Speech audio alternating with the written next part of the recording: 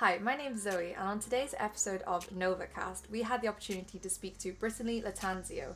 She is the Senior Talent Manager at Team Liquid, and we discussed sexism, misogyny, and disadvantages towards women in the esports and gaming industry. Let's see what she had to say. Anyway, my name is Zoe. Obviously, your name is Brittany. Hi, nice to meet you in person. Yes, yeah, we've spoken before, but it was obviously a lot of people in the call at the same time, so... But, I think I recall you had some really good questions and you were paying attention a lot. I think that was you, so. I was the one who asked you the question, which I'll get into this and I'll go further on this, but I asked you the question about if you've ever felt at a disadvantage being a woman in the esports industry.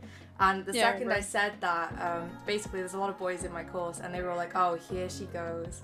Yeah, I was really excited the fact because you were the first girl that we spoke to. You're the first woman that we spoke to, and I was really excited to get to like ask a fellow woman in the esports scene like how it is basically.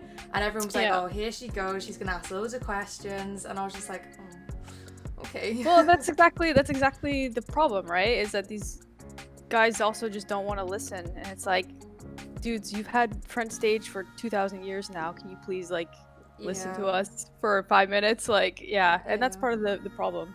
Well, I obviously wanted to thank you for taking some time out of your day to speak to me. I really appreciate that. I know you're probably very busy being the senior talent manager at Team Liquid. It's probably a very busy role that you have there. So yeah, of course, no, it's no problem, and I appreciate you asking me to take part in your final project. Yeah, of course. So for anyone that doesn't already know who's going to be watching this, would you like to introduce yourself a little bit and tell us what it is that you do at Team Liquid? Sure. So my name's Brittany Latanzio. Gamer tag is Juno the Cat. Your headset is more appropriate for that gamer tag than mine, but So at Team Liquid, I've been working with Team Liquid since 2014, and we were a lot smaller, and kind of the roles that we had as staff were very flexible, and you just kind of jumped in wherever hands were needed. But over the last year, things have got a lot more structured, and my role also got a lot more structured. So my role is the senior talent manager in Europe, which basically means that our department takes care of every single player or streamer who's signed to Team Liquid, has somebody who helps them with essentially their front-facing public visual things. So their stream, their Twitter, their YouTube, whatever. So we help them come up with ideas to post. We help them with photo shoots, coordinating with our partners to do content with them. And as a senior, it means I also kind of help organize the department, so I help my colleagues a bit as well. Yeah, okay. That's awesome. I didn't really know that in depth. I did look it up a little bit, but I didn't really know what the senior word meant. So thank you for clarifying that. Yeah.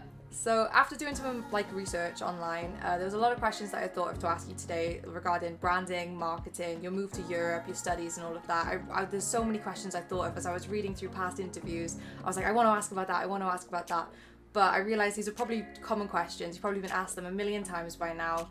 And as I said, I wanted to make some sort of difference with this podcast, and I want to discuss something not a lot of people talk about, which is obviously the sexism and misogyny within video games. So I thought we'd have a discussion about that, and you're a huge inspiration to me and many other women I'm sure many other women that aspire to work in the esports and gaming scene. So I'm very thankful that you decided to speak to me. You're the first woman that I've actually spoken to that works in the esports and gaming scene. So wow, okay. Yeah, that also shows where the issue is as well, that there's not enough, because you're the first that I've spoken to, and the only to this point, I'm pretty sure. Yeah. So that shows that there's an issue. Yeah, I mean, that's also changing. This year we've hired so many, but I think Team Liquid as an org has made it a bit of a point to seek out more women, because it's just the perspective that you get and the kind of work ethic you get out of women compared to men is in the scene, because we're used to having to work twice as hard as the guys to get recognized, and I think it just really leveled up our staff when we started bringing in more women. But yeah, that's hopefully that changes in the future. Yeah, definitely. In the scene. One of the questions I have to ask you is, have you ever experienced blatant sexism whilst working in esports? I don't think that's a tough one, because I've never experienced it myself really directly, because I've always been I was gonna say I consider myself lucky that way, and that's also kind of bad thing to say, because there are other women I know who've had these like roadblocks just because of their gender. And myself, I haven't directly experienced it, but I think you definitely notice that, you know, you go to an event and it's the ratio of men to women is super skewed. It makes you feel a bit like, I just want to go there to watch games or do my job. I don't want to go there to be noticed, right? Yeah. And you do kind of feel a bit of that when you attend events or something. At TDL, like none of the players I've ever worked with I've never felt that they thought less of me because I'm a woman. I've never been treated different by them. I think that speaks to the caliber of player that we work with. Yeah. Otherwise very professional. Yeah. But I know for sure, like, there are instances that other people have experienced where they've had these roadblocks or not been treated the same. So, like, roadblocks as in to progress in their work? Yeah, so, like, a lot of it is not just about working, but getting promoted or having, like, a position of power or this kind of thing. I think that's also something that is a challenge for women once they enter the field.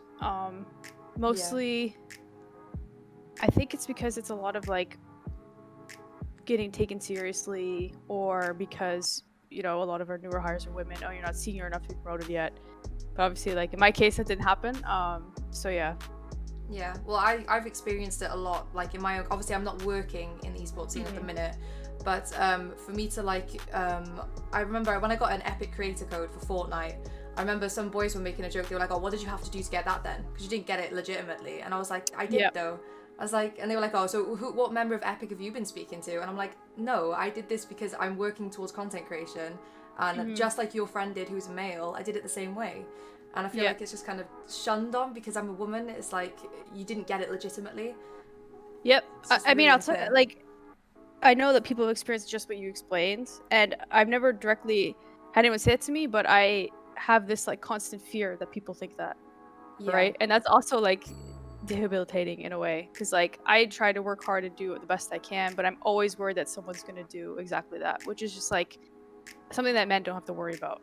Like, men don't have to worry that someone's going to question how they got their job, whereas, like, so it's maybe I didn't directly experience it, but I guess indirect kind of. That makes sense. Yeah, definitely. So when I spoke to you before, I asked you if you've ever felt at a disadvantage being a woman in the esports and gaming environment.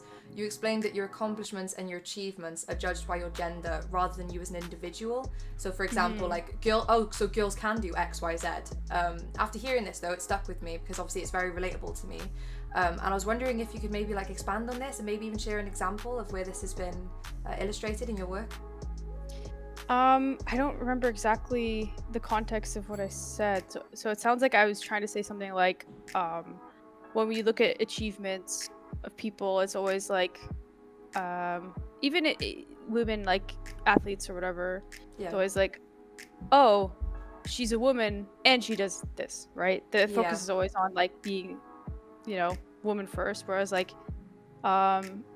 you know, I would maybe, let's see, negotiated sales deal for one of our players. It's like, oh, cool, like, Brittany's, like, a woman who's kicking ass, and then she also did this and this and this. So it's always like, and I don't know, I can't really think of the context of which we were talking about this or anything else. But I think in general, it's just always like the focus on always sticks out that it's like a woman and X. Yeah, it's never just, oh, they did this is their accomplishment. It's always like, oh, they're a woman and they did this. Which I think can be good or bad, depending on the context, like how it's being done. But you're right in the way that, like, if you want true equality, it should just be about the content, or like what you're doing, right? Yeah. And I think that's just a ways off. But the more, like, the more we get more women in the scene, the less it's going to feel like a novelty that a woman is doing this. You know what I mean? Yeah, definitely. Also, I was going to say, has it ever felt like a compliment? Because I know sometimes, like, if I achieve something in a game or I do something and someone's like, oh, she's like a badass girl, I'm like, you didn't really need to add the girl part, but do you know what I mean? Do you ever feel it as a compliment rather than a negative thing? No, it always feels a bit like, I don't know if the person necessarily intends it, like, man, you're a badass, like, lady, whatever. Yeah. I don't think anyone intends it to be not fully a compliment, but it does feel a bit like why do we need to add the lady part? Yeah. I had someone recently tell me like I was in a call with them and they were like, I just want to let you know that you're like the best female boss I've ever had. Yeah. And I was like, thanks. Like, I guess. You know, it was just a bit of a weird compliment, I guess. Yeah. But I feel like at the same time, that's not necessarily like people's fault in a way, because if you think about it, there's not a lot of women in higher positions. There's not a lot of women in esports in general. So for some people, it is a shock, and they're like, "Oh wow, you know, you're a really cool woman boss, or you're a really cool woman something," because they're not used to it. It's usually men, so it's a shock for some people to see a woman in the position that a man usually would be. I feel like and it's a bit hard because you're like, you don't want to fault them but in a way you hope that like it kind of opens their eyes a bit that it's possible. I think it's right. It's not necessarily like a full compliment, but I'm not like upset about it, I guess. As long as they're being nice. Thanks for watching this episode of NovaCast with my guest Brittany Latanzio. All of Brittany's links will be in the description box below, so please do check her out. Again, thank you very much for watching. Please do leave a like and comment down below. Also subscribe if you enjoyed the video so you can see all the new ones that are going to be coming out. My name is Zoe Nova. Thank you for watching.